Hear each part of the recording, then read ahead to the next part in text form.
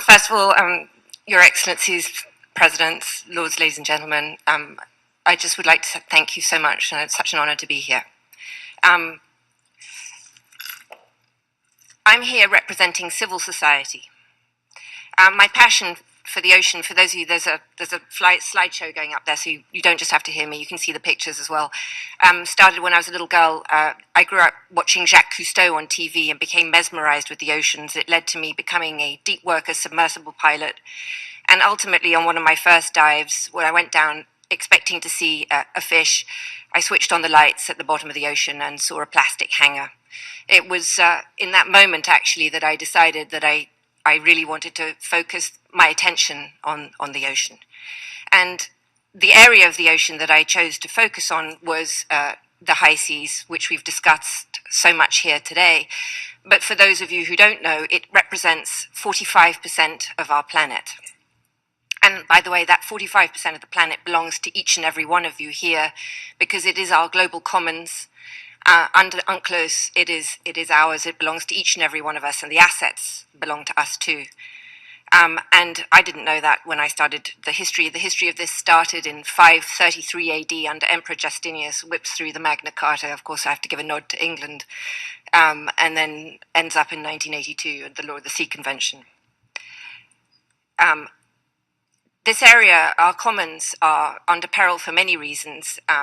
One of the areas that of interest that I'm sure many of you are aware of is the shrinking ice of the Arctic. This is an Arctic map, and you can see the little white bits, which are the high seas areas that will remain.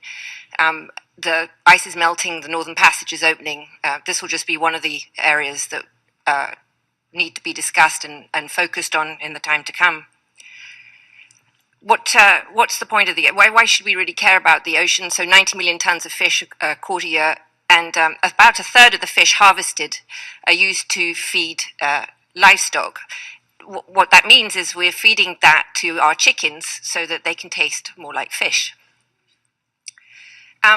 Unsustainable fishing practices, this is just an example of that, we're so clever as a species that we have advances in extractive technologies. This is the sort of map, if you or picture, if you will, of one of the largest fishing nets in the world that can contain 12 Boeing 747s, which is pretty big. The World Bank quotes, poor ocean management leads to approximately $50 billion in lost revenue annually. This is the actual tuna that was sold last year for $1.7 million. And I want to come to Palau, actually. As Karen said, 100 million sharks are taken out of the ocean, have their fins cut off, and for fin soup, thrown back alive into the ocean to die.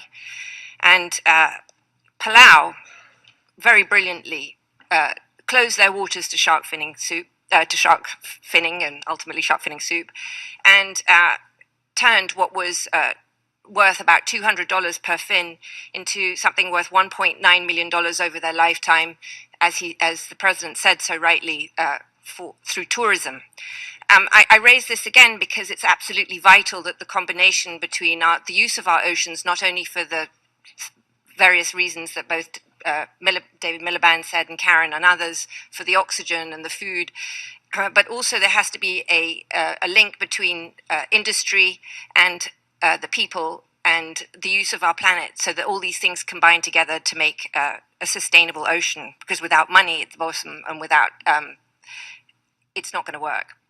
So I started the TerraMar Project, and the point of the TerraMar Project is to connect each and every one of us to our global oceans, to the high seas, because it does belong to you. We give you a passport, a daily online newspaper, an education platform, a government structure, and a way to connect to your oceans as you never have been able to before.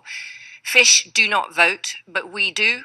And if we do, and we tell our politicians that we want the oceans to become sustainable, then the goal is to have every politician end up with a policy framework and a decision on how they treat the oceans, and hopefully that will be sustainable, because that is what we, the people, want. A sustainable development goal at the UN is, I think, a fantastic thing. The United Nations is absolutely the right place to lead this. They are the only place that has this global reach.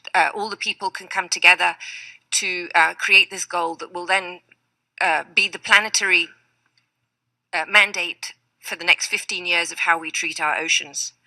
So I really want the people, each and every one of us, 7 billion of us on the planet, to come together, to sign up, to get your passport, to make your voice heard, so that the UN and each ambassador can hear what's what we want, and all politicians know that no sustainable ocean means we won't vote them back into power. If we won't vote them back into the power, then they're out. We'll find someone who